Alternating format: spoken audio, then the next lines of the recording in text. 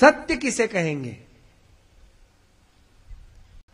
सत्य का मतलब है सत वत्ता प्लस सत प्लस त्यत इज इक्वल टू सत्य।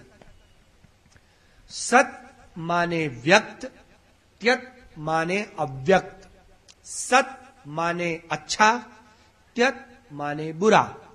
सत माने दिखाई देने वाला, त्यत माने जो नहीं दिखाई देता। उन दोनों को मिला के सत्य बनता है। अर्थात धर्म का ये लक्षण है, आपके सामने जो भी आ जाए उसे स्वीकार करें, वो सत्य। और इसीलिए भगवान को कहा गया सत्यम ज्ञानम अनंतम ब्रह्म। ब्रह्म की व्याख्या में सत्य आया। क्यों? क्योंकि भगवान ही एक ऐसे हैं कि अच्छे का भी स्वीकार करते हैं, बुरे का भी स्वीकार करते हैं। बताइए, बालिया डाकू गया, स्वीकार करा। वाल्मीकि ऋषि गए, स्वीकार करा। अंगुलीमाल गया, स्वीकार करा। आनंद गया, स्वीकार करा। भगवान के पास कोई भी आया, अस्वीकार नहीं किया। किसी ने केले का छिलका अरोगाया, प्रेम से खाया। किसी ने मक्खन अरोगाया, प्रेम से खाया। हम क्या करते हैं? हमको जो अच्छा लगता है वो खाते हैं, नहीं अच्छा लगता है मने नहीं भावतु, आ दूर मुको, हटा दिया थाली में से, निकाल दिया। नहीं भावतु, नहीं अच्छा लगता है, क्या करें, निकाल दिया, लो। और जो अच्छा लगता है वो खा लिया। भगवान सत्य स्वरूप है, और भक्त में भी धर्म अगर पालन करते हो तो सत्य का मतलब है हर एक वस्तु का उसके उस रूप में स्वीकार कर लेना, एक्सेप्ट कर लेना, वो सत्य है। एज इट इज, जो जैसा है उसका ऐसा स्वीकार, वो सत्य है। धर्म इसे कहते हैं। और अंतिम 10वां लक्षण अक्रोधम। अक्रोध मतलब आपको क्रोध आता है और आप अपने आज तो नहीं करूंगा, आज क्रोध नहीं करूंगा, ऐसे करके हाथ बांध दिए, दांत पीस दिए, नहीं आज तो उसको गाली नहीं दूंगा, आज उसको नहीं मारूंगा, ऐसे नहीं। पर मन में क्रोध का उत्पन्न ना होना। और ये कब संभव है? मन में क्रोध उत्पन्न कब नहीं होगा? जब आपके मन में प्रेम आ जाएगा। आपको क्रोध आता है, इसका मतलब आपके अंदर प्रेम नहीं है।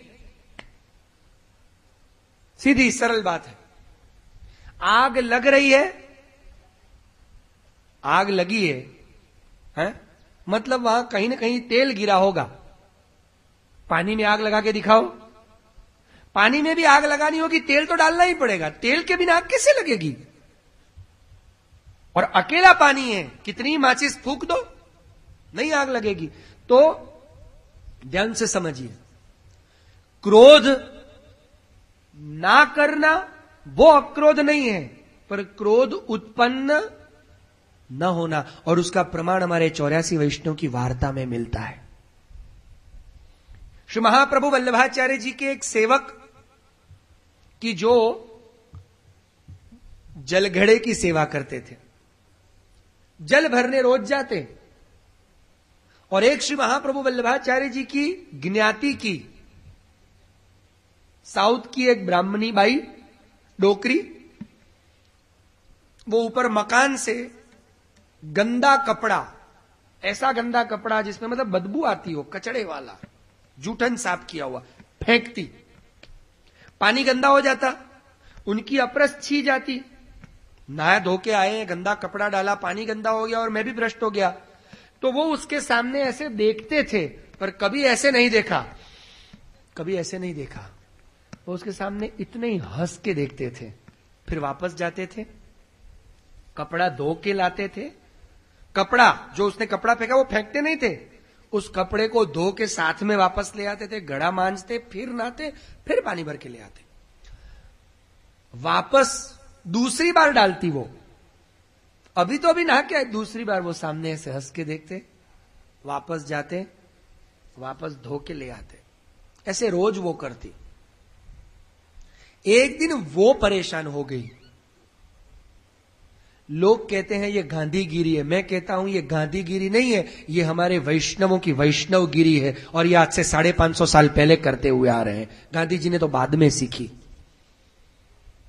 आज इसको लोग गांधीगिरी कहते हैं ना, कि कोई कुछ भी करे आप हंस के स्वीकार करो, उसको फूल दो।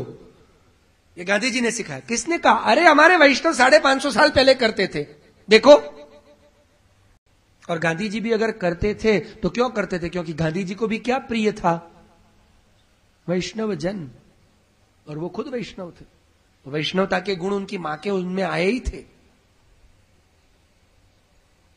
उसको एक दिन परेशानी हुई कि रोज मैं इस पे गंदा कपड़ा फेंकती हूं और ये जरा भी क्रोध क्यों नहीं करता, क्रोध क्यों नहीं करता? तो क्या बोले? किसी ने फरियाद करी, रोज इनके साथ ऐसा होता है और इसीलिए हे महाप्रभु जी इनको रोज आने में लेट हो जाता है। श्री महाप्रभु जी ने बोला तो तुम उनको एक बार डांट क्यों नहीं देते? श्री महाप्रभु जी ने उनको ऐसा बोला, मतलब देखो गुरु क्या है, अब गुरु का स्वरूप यहां समझना है। श्री महाप्रभु वल्लभ गुरु हैं और गुरु कह रहे हैं कि तूने डांटा क्यों नहीं, मतलब क्या उसको डांटना सिखा रहे थे? तो यह पूछने का मतलब क्या था? श्री महाप्रभु जी ने फिर ऐसा क्यों पूछा कि तूने डांटा क्यों नहीं? उसको चकास रहे थे, चेक कर रहे थे, परीक्षा कर रहे थे कि ये कोई कारण बताए, और जैसे ही ये कारण बताए इसके मन की परछाई तुरंत सामने आएंगी। क्योंकि व्यक्ति जो भी बोलता है उसके मन में जो होता है वही बोलता है, जो मन में नहीं होता है वो बोलता नहीं है। जो बात मन में नहीं होती वो बात कभी बाहर नहीं आ सकती। और एक बात याद रखना, अच्छी हो कि बुरी हो, आप जिस चीज को बार बार बोलोगे वो मन में भी स्थिर हो जाएगी। इसलिए गलती से भी हो सके उतना प्रभु का नाम लीजिए, उतना अच्छा बोलिए, पर बुरा कभी मत बोलिए। क्योंकि आप 4 बार भी बोलोगे ना, 5वीं बार वो काम करने का मन आपको हो जाएगा। गुरु परीक्षा करते हैं। इसलिए श्री महाप्रभु जी ने पूछा तूने डांटा क्यों नहीं? तो वो कहते हैं प्रभु मैं कैसे डांटूं? मुझे तो बड़ा आनंद हुआ कि मेरे प्रभु ने शायद ये सोचा कि मैं अभी अपनी भक्ति में परिपक्व नहीं हुआ, अभी कच्चा हूं।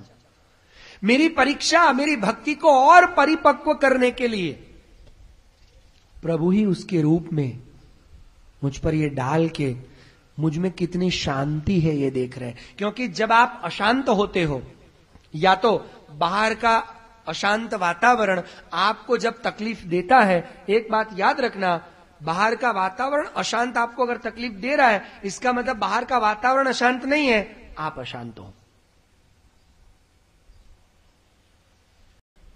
जैसे हमारी माताएं बहनों को एक में, क्योंकि भाइयों को शायद मालूम नहीं होगा, और खास करके राजस्थान के भाई तो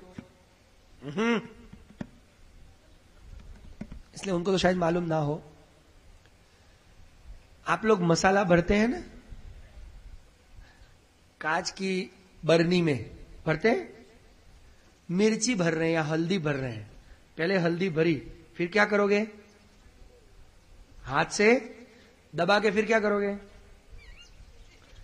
फिर वापस थोड़ी डाली, फिर हिलाते हुई क्या हो जाता है वो? हमारे भाई लोग जो बोरा भरते होंगे ना, बोरा भर के फिर ऐसे हिलाएंगे तो अपने आप सेटलमेंट हो जाता है।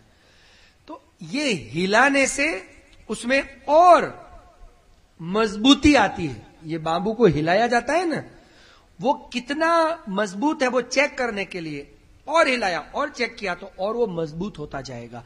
ऐसे गुरु भी बार बार आपको चेक कर रहे हैं, वो चेक करेंगे। श्री महाप्रभु जी ने इसलिए पूछा तूने डांटा क्यों नहीं? श्री महाप्रभु जी उसको गुस्सा दिलाना नहीं चाहते, देखते हैं कि ये जवाब क्या देता है, क्योंकि जो भी बोलेगा वो मन में होगा वही बोलेगा।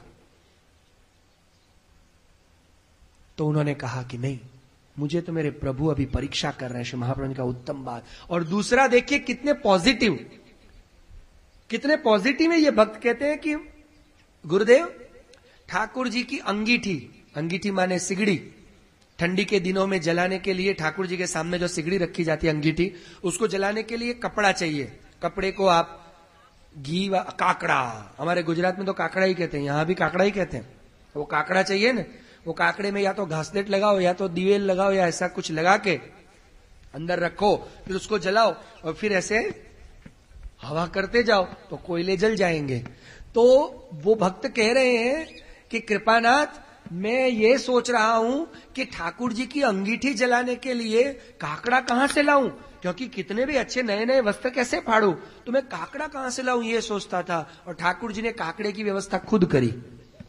ये रोज कपड़ा फेंकती है, उसके कपड़े में धो धो के ले आता हूं, उसका काकड़ा बना के जलाता हूं, तो उसकी बुराई जलाता हूं और उसकी भी सेवा ठाकुर जी अंगीकार कर रहे हैं। और एक दिन ऐसा हुआ, सालों के बाद वो बाई के अंदर का दुर्भाव खत्म हो गया और आकर के श्री महाप्रभु जी के चरणों में आके कहती, कृपानाथ, आपके जैसे सेवक है ना, मुझे बनना है।